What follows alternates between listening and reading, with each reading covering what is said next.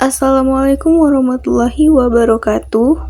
Halo semuanya, perkenalkan nama saya Wulandari Septia Ramdhani dari kelas 1110 Sains 5. Pada kesempatan kali ini, saya akan menyampaikan materi tentang regulasi zat dalam sistem peredaran darah.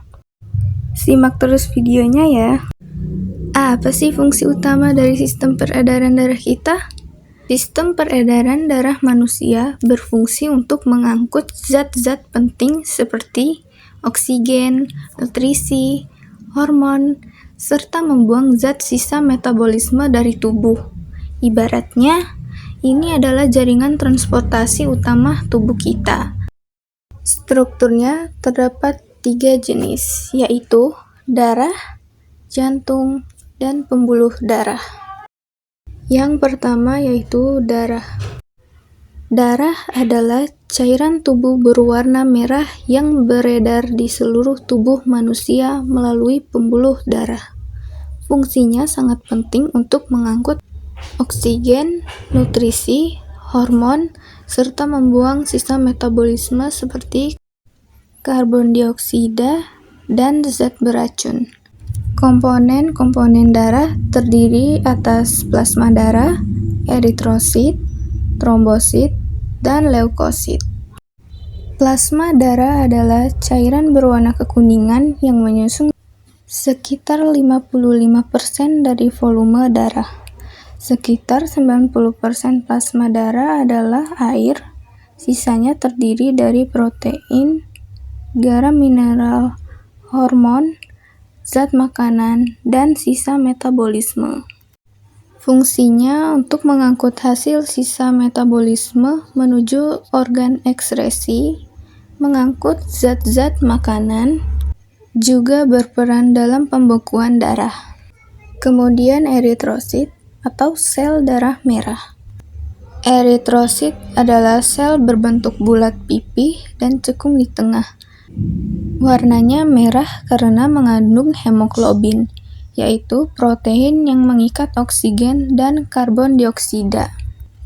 Fungsi dari eritrosit yaitu memberi warna merah pada darah karena kandungan hemoglobin, mengangkut oksigen dari paru-paru ke seluruh jaringan tubuh melalui ikatan dengan hemoglobin. Kemudian ada trombosit. Trombosit adalah fragmen kecil sel berbentuk tidak beraturan dan tidak memiliki inti sel. Mereka berasal dari pecahan megakariosit, yaitu sel besar yang terdapat di sumsum tulang. Fungsi dari trombosit yaitu mencegah kehilangan darah berlebihan dan melindungi tubuh dari infeksi yang bisa masuk lewat luka terbuka. Dan yang terakhir ada leukosit. Leukosit merupakan sel darah yang berinti dan tidak berwarna. Leukosit dibedakan menjadi beberapa jenis, yaitu neutrofil, pemakan bakteri dan kuman, eosinofil, melawan parasit dan penyebab alergi, basofil, mengeluarkan zat histamin dan heparin saat alergi atau peradangan. Monosit berubah jadi makrofag untuk memakan kuman dan sel mati.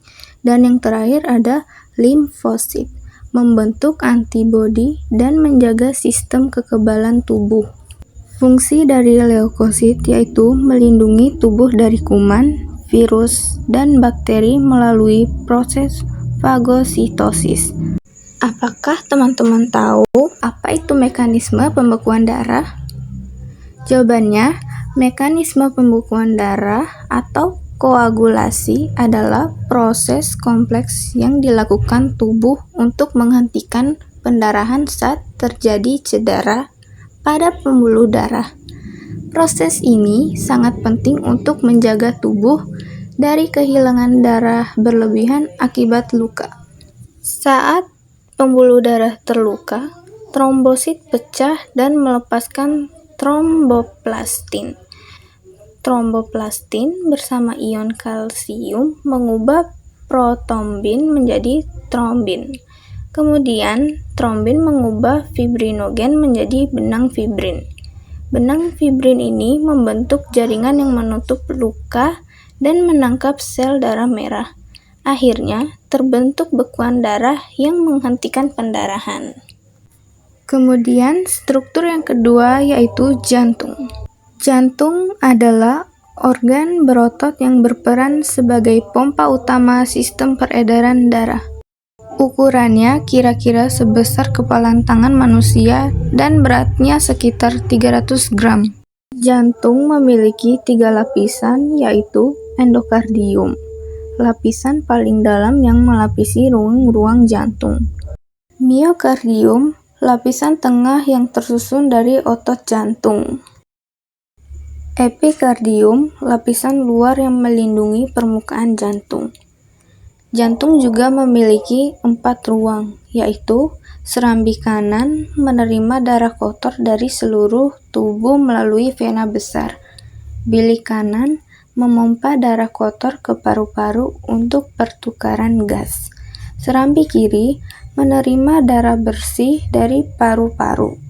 Bilik kiri memompa darah bersih ke seluruh tubuh.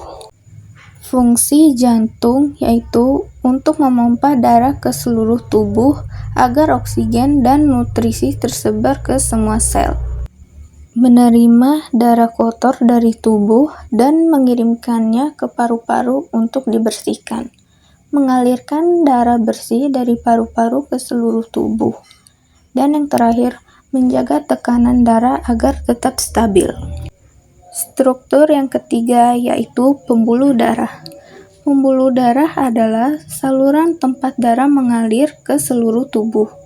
Pembuluh darah berfungsi untuk menghantarkan oksigen, zat makanan, hormon, dan zat lain ke jaringan tubuh, serta membawa sisa metabolisme kembali ke organ pembuangan seperti paru-paru, ginjal, dan kulit. Terdapat 3 jenis pembuluh darah yaitu arteri, vena, dan kapiler. Masing-masingnya memiliki perbedaan yaitu arteri adalah pembuluh darah yang mengalirkan darah keluar dari jantung menuju ke seluruh tubuh. Sementara itu, vena adalah pembuluh darah yang mengalirkan darah kembali ke jantung. Sedangkan kapiler merupakan pembuluh darah paling kecil dan tipis yang menghubungkan arteri dengan vena. Arteri memiliki dinding tebal, kuat, dan elastis karena menahan tekanan darah yang tinggi.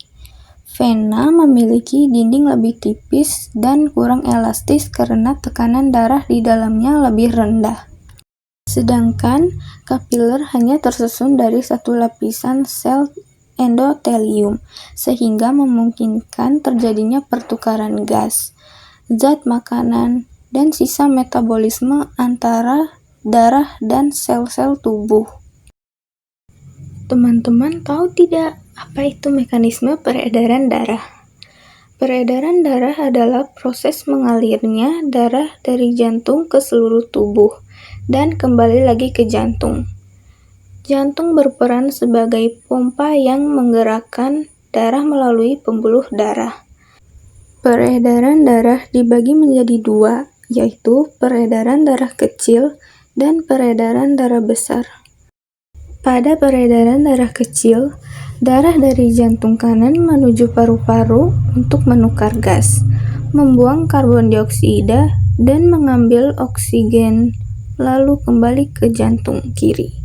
Sedangkan pada peredaran darah besar, darah dari jantung kiri disalurkan ke seluruh tubuh untuk membawa oksigen dan zat makanan, lalu kembali ke jantung kanan membawa sisa metabolisme. Dengan cara ini, seluruh tubuh mendapatkan oksigen dan nutrisi yang dibutuhkan untuk bekerja dengan baik. Selain mekanisme tersebut, sistem peredaran juga dapat mengalami beberapa kelainan atau penyakit. Contohnya seperti anemia, yaitu kekurangan sel darah merah yang menyebabkan tubuh mudah lelah. Ada juga hipertensi, yaitu tekanan darah tinggi yang bisa merusak pembuluh darah dan jantung. Penyakit jantung koroner terjadi ketika pembuluh darah di jantung tersumbat. Kemudian ada hemofilia, yaitu darah sulit membeku saat luka, dan varises, yaitu pelebaran pembuluh darah di kaki. Nah, itu dia materi tentang regulasi zat dalam sistem peredaran darah yang bisa saya sampaikan. Setiap detak jantung membawa kisahnya, dan hari ini kisahnya adalah tentang kita yang belajar bersama. Terima kasih sudah mendengarkan. Wassalamualaikum warahmatullahi wabarakatuh.